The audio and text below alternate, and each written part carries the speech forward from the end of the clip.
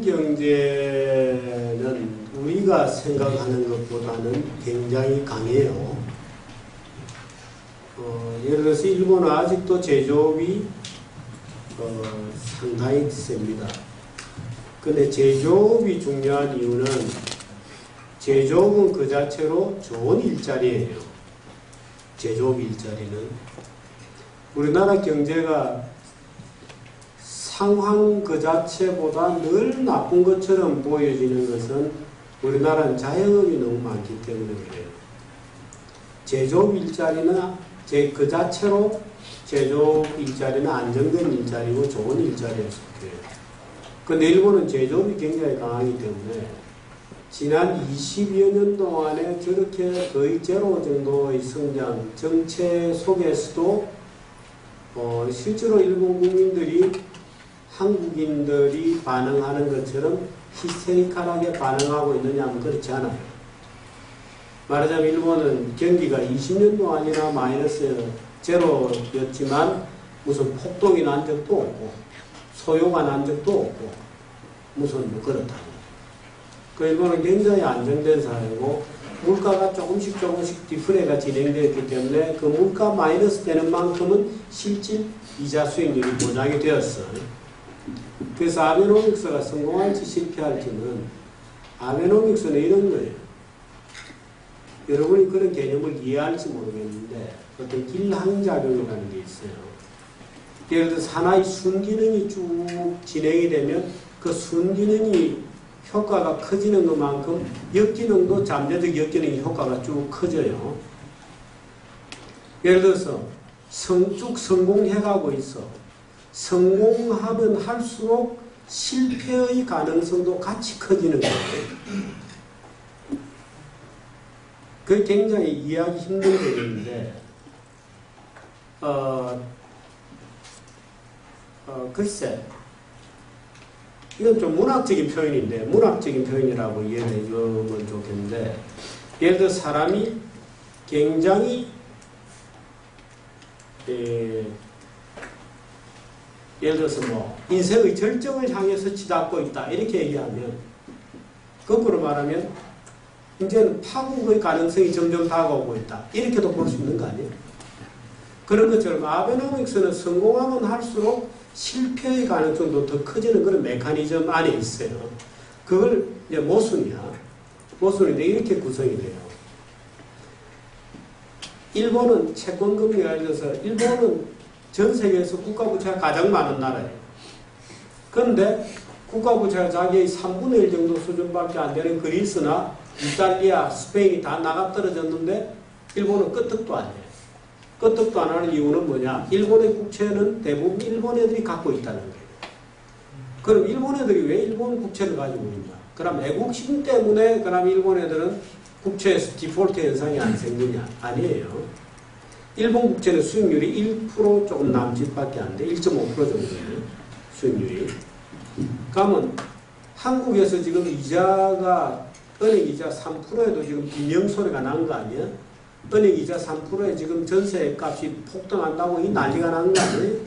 은행 이자가 싸기 때문에 그렇거든? 돈 빌리기 쉬우니까. 그리고 전세금을 많이 받아봤자 은행에 맡겨놓으면 돈 나오는 게 없잖아. 그래서 그런 거예요. 그런데 일본 같은 경우는 1.5% 국채 수익률에도 왜 채권이 팔리냐 하면 물가가 마이너스이기 때문이에요. 물가가 마이너스 1%라 그러면은 국채 수익률 1.5% 더하기 물가 1% 하면 2.5%의 실제 수익률이 보장이 되잖아요. 알아들었죠? 국채 수익률 1.5%야. 리얼 일드가. 근데 물가가 마이너스 1%이기 때문에 그 물가하고 합치면 실질 수익률은 2.5%라고. 그럼 2.5% 같으면 한국 지금 3%하고 비슷해. 별 차이 안 나요. 그러니까 일본 국민들이 그 채권을 투자하고 들고 있는 거예요. 근데 아베노믹스가 성공하면 어떻게 되느냐 하면 경제 성장률이 올라가면서 물가 상승률도 플러스로 바뀌거든. 응? 아, 이상한 거야. 그럼 경제 성장률이 플러스로 바뀌면 물가 상승률도 반드시 플러스로 바뀌어요. 그러면 만일에 국채 수익률이 1.5%에 그대로 있다. 그러면 물가가 0%다. 안 떨어진다 이제. 하면 실질 수익률은 1.5%밖에 안 되는 거예요. 그러면 사람들이 2.5% 실질 수익률을 보다가 1.5% 실질 수익률로 수익률이 엄청나게 떨어지는 거야. 그럼 사람들이 채권을 팔겠지. 야, 그런 채권 들고 있을 이유가 없잖아. 팔아버려라. 이런 딜레마에 있는 거예요, 일본은. 그래서 아베노믹스가 성공하면 할수록, 그래서 실질 경제 성장률이 플러스로 나오면 나올수록 일본은 망할 가능성이 높아져요. 말하자면 일종 운명의 수레바퀴 위에 타고 달려가는 거예요. 이게 죽을지 살지 아무도 몰라. 그냥 해보는 거예요. 20년 동안 감옥에 갇혀 있었기 때문에 그냥 이렇게 죽나 저렇게 죽나 한번 질러보는 거예요. 그래서 일본에서는 지금 굉장히 위험한 일종의 레이스를 하고 있는 거예요. 굉장히 도박이지.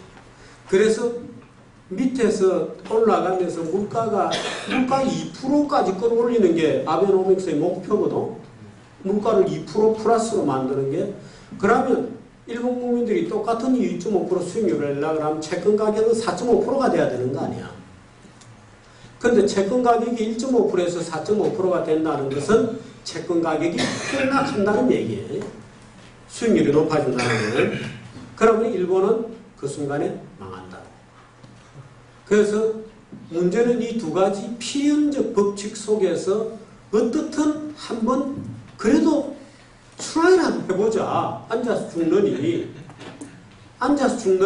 그래도 플러스 성장률을 만들어내었을 때 실제로 어떻게 시장에서 반응하고 그때 우리가 매니지 가능할 거냐. 그래도 시도라도 해보자.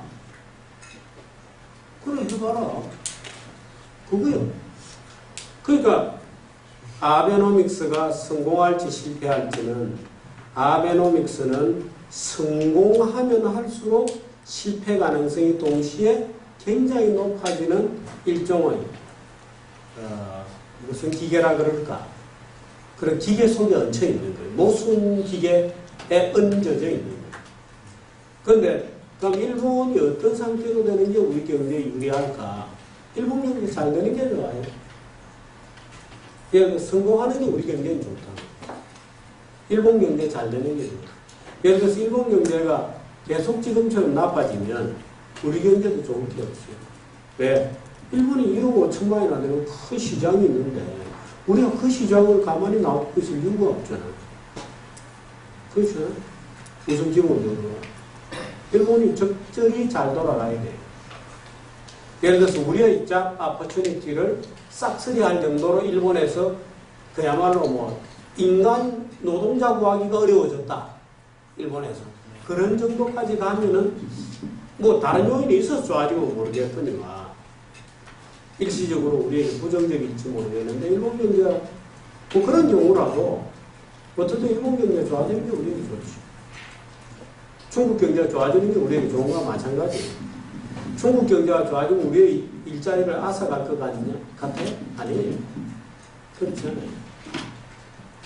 예를 들어 중국의 어떤 부자들은 한국의 부자들보다 잘 살게 될지도 모르지만 한국이 계속 중국의 어깨 위에만 올라 있으면 되거든. 그럼 중국이 커지면 우리도 올라가는 거야. 그러니까 중국이 커진다고 해서 우리가 상대적으로 위축되는 건 아니에요. 그게 경제가 평화를 만들어낸다고 하는 비밀 중에 하나예요. 경제 성장은 평화를 만들어내. 네. 전쟁하고 달라서 어떤 경제가 좋아지면 그 이웃들까지도 덕을 봐요. 그래서 경제가 좋아지면 평화가 오는 거예요. 그게 칸트의 얘기입니다.